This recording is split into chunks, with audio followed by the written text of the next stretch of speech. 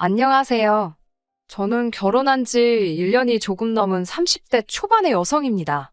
제가 이렇게 사연을 쓰게 된 이유는 바로 저희 신우 때문이에요. 남편 입장에선 힘들게 사는 신우가 안쓰러울 수 있다는 거 압니다. 하지만 그렇다고 해서 그런 신우를 위해 제가 꼭 희생을 해야 하는 건가요? 저와 남편은 지인의 소개로 만났습니다. 남편도 저도 당시 취업을 준비하고 있었는데 둘의 관심사도 같고 취미도 비슷하단 걸 알아챈 지인이 그럼 한번 만나서 서로 도와주면 어떻겠냐며 다리를 놔주었지요. 사실 당시 연애의 뜻이 없었지만 좋은 뜻으로 해주는 소개팅이라는 걸 알고 있었기에 거절하지 못했습니다. 밥이나 한 끼 먹고 들어오자고 생각하며 가벼운 마음으로 나간 자리였어요.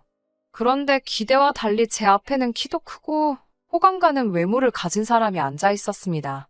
쑥스러운지 말은 잘하지 못했지만 어떻게든 대화를 이끌어 가려는 모습이 보기 좋았어요. 무엇보다 대화를 할수록 말이 잘 통한다는 느낌이 들었고요.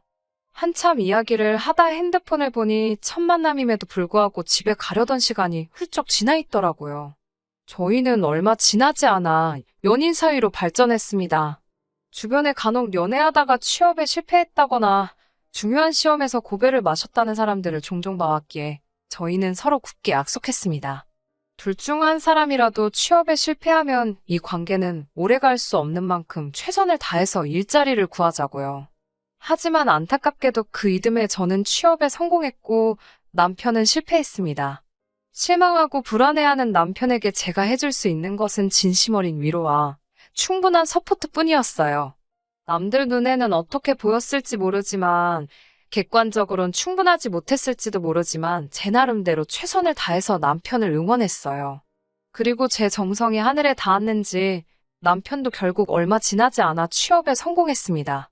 남편은 이 모든 게 제 덕분이라며 앞으로 평생 절 행복하게 해주겠다고 약속했어요. 그때만 해도 저는 남편이 저랑 정말 결혼을 하고 싶어 한다곤 생각지 못하고 단순히 연인 사이에서 조금 오버하는 그런 인사라고 생각했지요. 하지만 얼마 후 사귄 지 약 2년쯤 되었을 무렵이네요. 하루는 남편이 저에게 처음 만났던 카페에 가자며 졸라대더라고요. 그리고 그곳에서 저에게 결혼하자며 정식으로 프로포즈를 해왔어요. 비록 제가 꿈에 그리던 그런 프로포즈는 아니었지만 남편의 진심이 느껴졌기에 저도 기쁜 마음으로 그러자고 했습니다.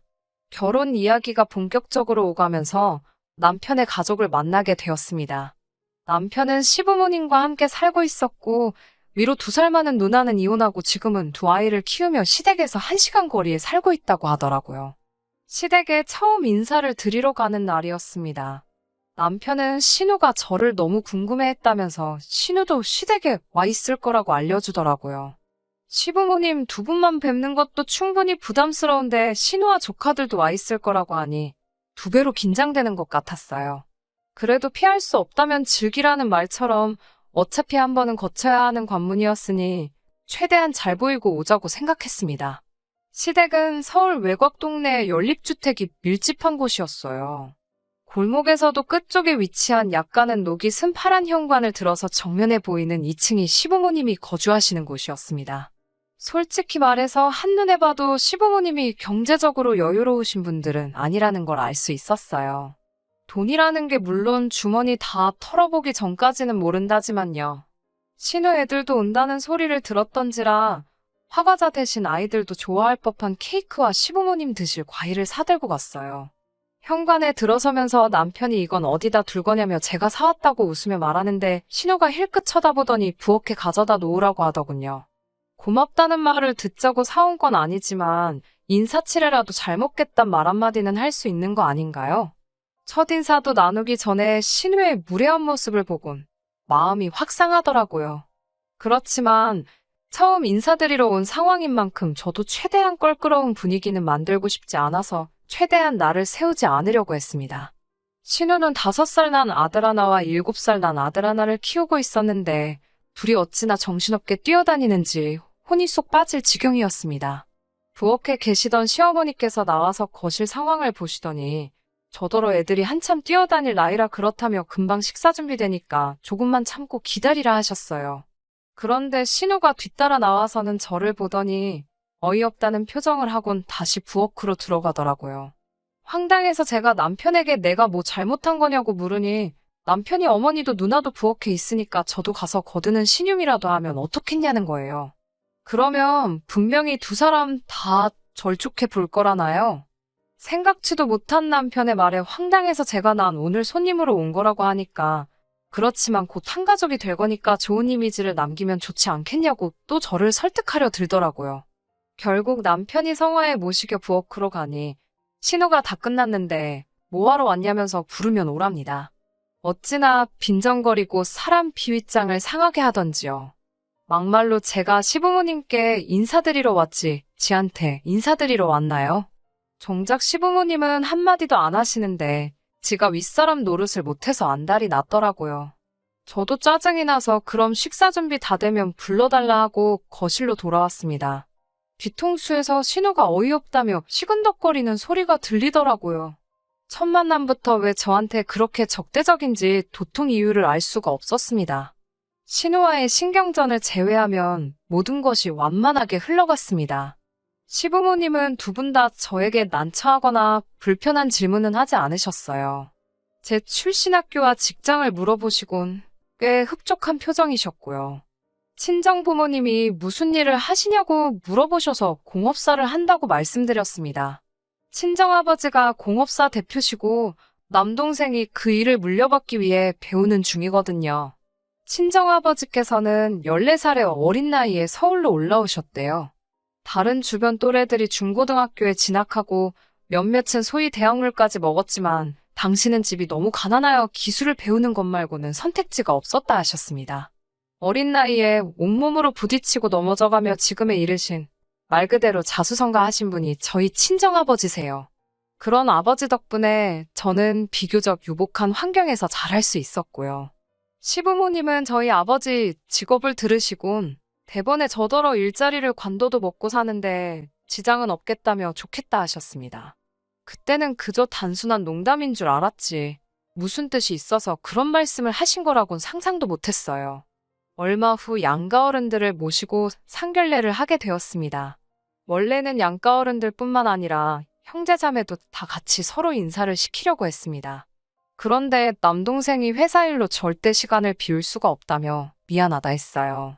그래서 제가 남편에게 그럼 이렇게 된 거 양가 부모님만 모시자고 했어요. 남편도 그게 그림이 더 좋겠다며 동의했고요. 그런데 막상 상견례 당일이 되자 생각지도 못했던 상황이 발생했습니다. 저희 가족도 남편도 시부모님도 아닌 신우가 제일 먼저 애들을 데리고 상견례를 하기로 예정된 식당에 도착해 있더라고요. 그것도 혼자가 아니라 그 정신사 나온 두 아들까지 달고 나왔더군요. 황당해서 제가 남편한테 이게 무슨 상황이냐고 물었더니 남편이 자기도 몰랐다며 신우에게 물어본다고 가더군요. 그러더니 곧 돌아와서는 한다는 소리가 애들이 맛있는 거 사달라는데 마침 저희가 상견례 한다고 해서 왔답니다. 수저만 몇 개 더 놓으면 되는 거니까 상관없지 않냐는 신우의 어이없는 말에 바보 같은 남편이 알겠다고 했다는 거예요. 제가 지금 그냥 외식하러 나온 것도 아니고 무려 상견례 자리인데 말이 되는 소리냐고 짜증을 내자 남편이 한다는 소리가 자기 누나가 돈도 많이 없고 그래서 애들 외식을 못 시킨다며 저더러 한 번만 참아달라더군요. 황당하고 어이없었지만 화를 내기도 전에 시부모님이 도착하셔서 어쩔 수 없었네요. 저희 부모님도 저더러 좋은 날이니까 이해하고 넘어가라 하셨고요. 사실 신우한테 제 감정이 호의적이었다면 상견례 자리 여부와 관계없이 크게 신경 쓰이지 않았을 것 같아요. 애들도 예뻐 보였을지도 모르지요. 하지만 지난번에 신우가 저한테 못되게 굴었던 게 자꾸 생각이 나니까 감정 조절하기가 쉽지 않았습니다. 다행히 상견례는 큰 문제 없이 잘 끝났습니다. 이미 남편과 제가 각자 그동안 모은 돈에 약간의 대출을 더해서 신혼생활을 시작하기로 얘기가 끝난 상황이었고 양가 어른들에게도 그렇게 말씀드렸기 때문에 서로 민감할 수 있는 대화는 피할 수 있었거든요. 솔직히 친정부모님은 딸이 시집 간다고 하니 남부럽지 않게 해주고 싶어 하셨어요. 하지만 남편이 자기 체면도 있고 자존심도 상한다며 저에게 제발 어른들께 도움받지 않고 시작하면 안 되겠냐고 통사정을 하더라고요. 제가 처음에 예상했던 대로 시댁에서는 아무런 도움도 주실 수 없다고 거의 선포를 하신 상황이었거든요. 가뜩이나 이혼한 신우가 걸핏으로 집에 찾아와서 집안 살림이며 조금이라도 돈 될 것 같은 건 쓸어다 중고로 팔아버린 탓에 그나마 몇 푼 들고 계시던 돈도 다 써버리셨다면서요. 저도 사람인지라 서운한 마음이 들었지만 어쩔 도리가 없었어요. 그렇게 결혼식을 올리게 되었습니다. 신우는 여기서도 진상짓을 멈추지 않더라고요. 자기 아들 둘을 저희 결혼식 화동으로 올려달라는 거였어요.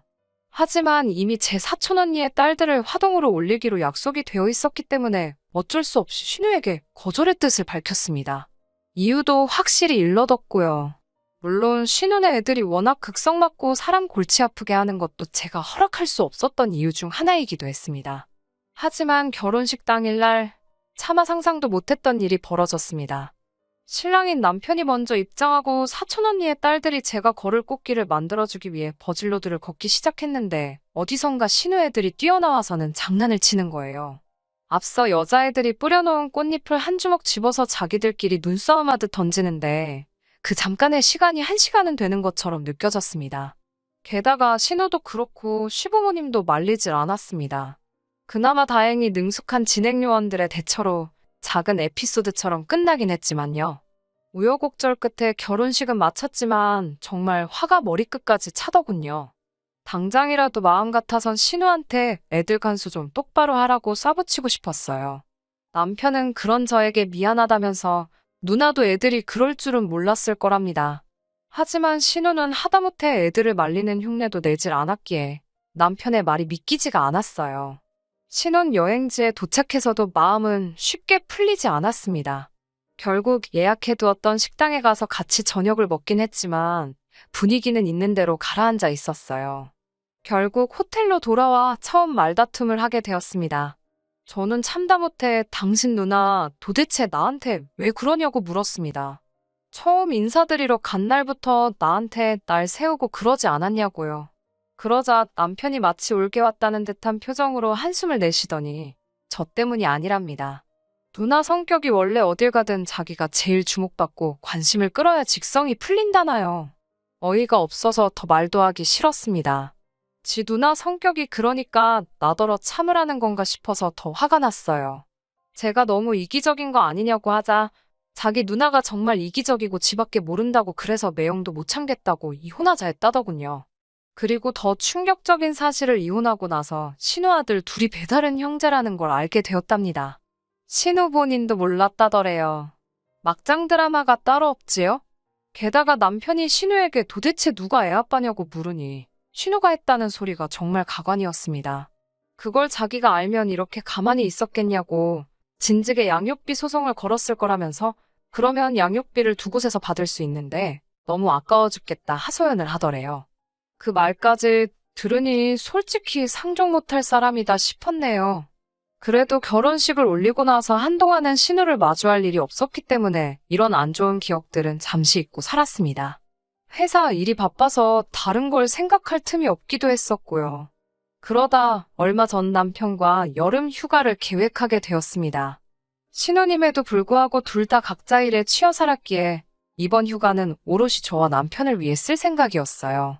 그런데 남편이 저에게 뜬금없이 개풀 뜯어먹는 소리를 하더라고요. 결혼하고 처음 돌아온 해에 가는 여름휴가니까 시부모님이랑 신은혜랑 다 같이 가자는 겁니다. 제가 왜 같이 가야 하냐고 물으니 결혼하고 처음 가는 휴가이기도 하고 신우가 남편도 없이 애들 둘 데리고 휴가를 가는 게 아무래도 어렵지 않겠냐며 같이 가자고 하더라고요. 제 입장에서는 이렇게 되면 이건 휴가가 아니고 또 다른 일거리를 회사 밖에서 마주하는 거랑 똑같잖아요. 남편에게 싫다고 했어요. 당신만 다녀오고 난 집에서 혼자 쉬고 있겠다고요. 남편은 그래도 그건 아니지 않냐며 시부모님도 저를 보고 싶어 하실 거랍니다. 결국 남편의 끈질긴 설득 때문에 올해 여름휴가만 같이 가는 걸로 합의를 봤습니다. 정말 짜증났지만 이 약속만 제대로 지켜졌더라도 제가 이 집구석과 상종을 말아야겠다는 생각은 안 했을 겁니다. 남편은 뭐가 그렇게 신이 나는지 어디서 7인승 자동차까지 빌려와가지고는 휴가 전날부터 콧노래를 부르고 다니더라고요. 그마저도 얼마나 듣기 싫고 꼴보기가 싫던지요. 제가 남편에게 결혼 전에도 시부모님하고 누나하고 여행 다니고 그랬냐고 물으니 그런 적은 없대요. 하지만 이제 결혼도 했고 같이 다녀야겠다는 생각이 들었답니다. 부모님 앞으로 사셔야 얼마나 더 사시겠냐면서요. 정말 하고 싶은 말이 많았지만 꼭 참았습니다. 휴가만 갔다 오면 두고 보자였거든요. 휴가 당일 오전, 신우에게 전화가 걸려왔습니다. 원래는 저희는 시부모님만 가는 길에 모시고 가서 신우네랑 펜션에서 만나기로 했었어요. 그런데 갑자기 자기들도 와서 태우고 가랍니다. 차가 퍼졌다나요. 신우네랑 시부모님 댁이랑 저희 집이랑 펜션이랑 전부 다 방향이 중구난방이라 또 머리가 지끈거리기 시작했습니다. 남편은 괜찮다며 자기가 운전할 테니 저는 신경 쓰지 말래요. 기왕 가기로 한 거 좋은 마음으로 가자 몇 번을 스스로에게 상기시켰는지 몰라요. 그렇게 시부모님을 먼저 모시고 신우네로 향했습니다. 그리고 정말 상상도 못했던 상황에 저는 기절해 돌아가시는 줄 알았어요. 신은에 도착해서 현관 벨을 몇 번을 누르는데도 아무 반응이 없는 거예요. 안에서 분명 애들이 뛰어다니고 시끄럽게 하는 소리는 나는데 말이지요. 그때 현관이 딱 열리더니 애들이 얼굴을 삐쭉 내밀어요. 그리고 뭔 종이 한 장을 저희에게 줍디다. 거기엔 애들 좀 잘 부탁한다는 말과 함께 돈 5만 원짜리 한 장이 있었어요. 황당하고 어이가 없어서 남편이 전화한다는 걸 제가 신우한테 전화를 걸었습니다. 신우가 전화를 받더니 자기는 사정이 생겨서 같이 못 가게 되었다며 애들만 좀 부탁한다는 거예요. 제가 무슨 일이 생겼냐고 물으니까 자기가 그런 것까지 저한테 일일이 보고해야 하냐고 화를 내더군요. 곧이어 신우가 지 맘대로 전화를 끊어버렸고 남편에게 제가 따졌습니다. 이게 무슨 상황이냐고. 그러자 남편이 우물쭈물하더니 자기 누나가 남자친구가 있는데 아마 둘이 여행 간 것 같답니다. 그러면서 기왕 이렇게 된 거 애들만 데리고 갔다 오자는 거예요. 제가 미친 거 아니냐고, 애들 엄마도 팽개치고 간마당에 우리가 왜 애들을 데리고 여행을 가냐고, 그러다 무슨 일이라도 생기면 그 원망을 어떻게 들으려고 그러냐고 저는 못 간다고 했습니다. 그러자 남편이 갑자기 저한테 큰 소리를 내면서 너는 같은 여자면서 우리 누나가 어떻게든 살려고 발버둥 치는 게 안 보이냐고 따집니다. 자기는 마음 같아선 애들을 자기 호적에라도 올리고 누나가 자기 인생을 되찾으면 좋겠답니다. 그러더니 휴가 안 갈 거면 가지 말라더군요. 자기가 애들 데리고 간다고요. 어처구니 없는 남편의 행동에 황당해서 그러라 했습니다. 너가 애들 아빠 노릇하라고 나는 그렇게는 못한다고 받아쳤어요. 설령 100번 양보해서 애들 때문에 휴가를 못 가서 속상하면 나한테 정중하게 부탁을 했어야지. 이런 식으로 꼼수 쓰는 거 나는 못 봐준다 했습니다. 남편은 저더러 진짜 독하다면서 애들이 제 친족하여도 그랬겠냐며 사람 다시 봤다 그래요. 계속되는 남편의 억지에 더는 상종할 이유를 찾을 수가 없었습니다. 저는 마음대로 생각하라 하고 그 자리에서 택시를 불러 집으로 올라왔어요. 집으로 올라왔는데도 분이 안 풀리더라고요. 그렇지만 똥이 무서워서 피하나요? 더러워서 피하지. 아무리 생각해도 남편하고 더 살다간 신우 뒷수발이나 들게 생겼다 싶었습니다. 저는 남편에게 문자로 헤어지자고 남겨둔 뒤 제 짐을 챙겨 친정으로 향했습니다. 전셋집이 제 이름으로 계약이 되어 있었던 상황이었기에 결혼할 때 들어간 돈을 회수하는 건 어렵지 않겠다 싶었어요. 이런 순간에 머릿속에선 숫자 계산을 하고 있는 제 자신에게 조금 놀라기도 했고요. 친정에 도착하여 그간 신우와 있었던 일을 이야기하니 친정 부모님께서 그런 못 배워먹은 집구석이 어디 있냐며 저더러 헤어지고 싶으면 헤어지라 하셨어요. 그런데 그날 밤 남편에게서 전화가 걸려왔습니다. 한다는 소리가 펜션에 못 가고 그냥 집에 왔다는 거예요. 애들은 시부모님이 데려가셨고요. 무슨 일인가 하니 애들을 뒷자리에 태웠는데 둘이 하도 싸워대더랍니다. 결국 아버님이 큰애, 어머님이 작은애 하나씩 도맡게 되셨는데 애들이 그렇게 어머님, 아버님을 꼬집고 난리였나 봐요. 결국 참다 못한 아버님이 훈육 차원에서 큰애를 때렸고 그러니 또 애가 빼굴어대고 어떻게 감당이 안 되더래요. 결정적으로 과자 한 봉지를 손에 들려주니 창문을 열고 옆에 달리는 차들한테 과자를 집어 던져서 난리가 났나 보더라고요. 고속도로에서 그랬으니 더 말 안 해도 상상이 되실 겁니다. 결국 다른 차들로부터 욕먹고 진이 빠져서 집에 왔다며 제 뜻대로 되었으니 이제 집으로 돌아오랍니다. 한다는 소리가 저만 있었어도 일이 이 지경까지 되진 않았을 거라나요. 저는 남편에게 지금 내가 장난하는 것 같냐고 헤어지자고 했습니다. 홧김에 하는 소리가 아니라고요. 이제 겨우 애들 5살, 6살인데 내가 이 돌아가는 꼬락서니를 보아하니 신우가 애들 둘 케어하기는 글렀고 자칫하다간 다 내가 하게 생겼다. 벌써 당신은 호구 생활을 자처하고 있지 않냐. 나는 그렇게는 못 산다고 했습니다. 다행히 우리 아직 혼인신고도 안 되어 있으니 깔끔하게 전세 보증금 반반 정리하고 살림살이도 중고로 처분해서 반반 정리하면 될 것 같다고 아무 미련 없이 담담하게 설명했어요. 그러자 남편도 제가 진심이라는 걸 알았는지 애들이 좀 크면 그러겠냐고 저더러 너무 당장 기분에 취해서 돌이킬 수 없는 실수를 하지 말랍니다. 끝까지 정신 못 차리는 남편을 보니 저는 제 결심에 더 확고한 믿음을 가질 수 있었습니다. 그 이후로 한 달 가까이 남편은 집요하게 매달렸지만 저는 흔들리지 않았습니다. 신우한테까지 연락이 와서 자기가 그런 뜻은 아니었는데 마음이 상했다면 일단 미안하다고, 그렇지만 저도 보통은 아니었다는 사과 같지 않은 사과를 하기도 했지만 어림택도 없었어요. 시부모님도 그래도 우리 참 좋았지 않았냐 하며 아가아가 하시는데 그것도 듣기 싫었고요. 결국 팔이 안으로 굽는다고 아무리 저한테 아가아가 하셔도 신우랑 제 사이에 무슨 일이라도 생기면 신우 챙기시지 저 챙기시겠냐고요. 그렇게 결국 저와 남편은 헤어지는데 서로 동의했고 지금 그 집에는 남편이 살고 있습니다. 월세처럼 한 달에 얼마로 간주하고 나중에 전세보증금 정리할 때 거기서 차감하기로 했네요. 제가 원래 성격이 제 사람들한테는 잘 퍼주고 참아주고 그래도 일단 틀어지면 칼 같은 편이거든요.